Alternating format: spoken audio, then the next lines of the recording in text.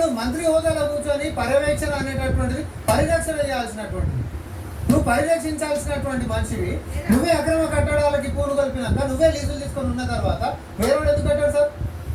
ఈరోజు హైదరాబాద్కి మనందరికీ తెలుసు, హైదరాబాద్కి సంబంధించినటువంటి తాగునీటికి సంబంధించి అటు గోదావరి అనేటి కృష్ణ కాకుండా హిమాయత్ సాగర్, ఉస్మాన్ సాగర్ మనకి జీవనాధారం అయినాయి.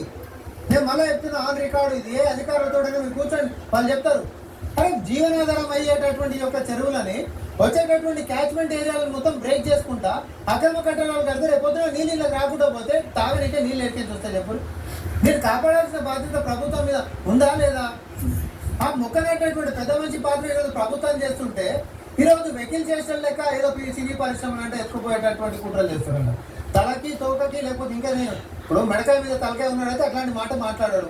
తల తోక సంబంధం లేకుండా సోషల్ మీడియాలలో నరేటివ్ బీఆర్ఎస్ పార్టీ పూజ చేపిస్తా ఉంది. ఏంది అసలు మీ బాధ? నెక్స్ట్ మీ దాకా వస్తారనా?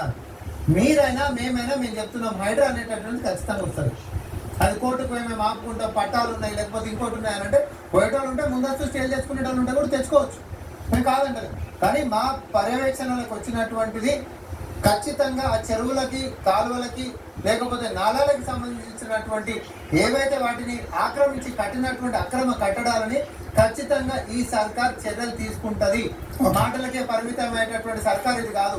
ఒక పక్క మాదక ద్రవ్యాల నిషేధానికి సంబంధించిందైనా మేము అట్లనే చర్యలు తీసుకుంటున్నాము. ఈరోజు ప్రకృతి వనరులు అయినటువంటి నీటి వనరులు, తర్వాత ప్రభుత్వ భూముల మీద మేము చర్యలు అట్లనే తీసుకుంటున్నాము. తర్వాత రెస్టారెంట్లలో కూడా ఆఖరికి ఈరోజు ఫుడ్ తినేది మనం ఎట్లాంటి కలుషితమైనటువంటి ఫుడ్ తింటారో ఎవరు తెలియకపోయేది గత 10 ఏళ్ళు. ఏ రోజు అధికారులు ఆ కన్సర్న్ డిపార్ట్మెంట్ పనిచేసిన దాఖలాలు లేకుండే. ఈ రోజు సాయంత్రం అయ్యేసరికి అలసిపోయి పడేటటువంటి పరిస్థితికి వచ్చింది. ఎవరి కోసం చేస్తున్నాం మేము ఇదంతా?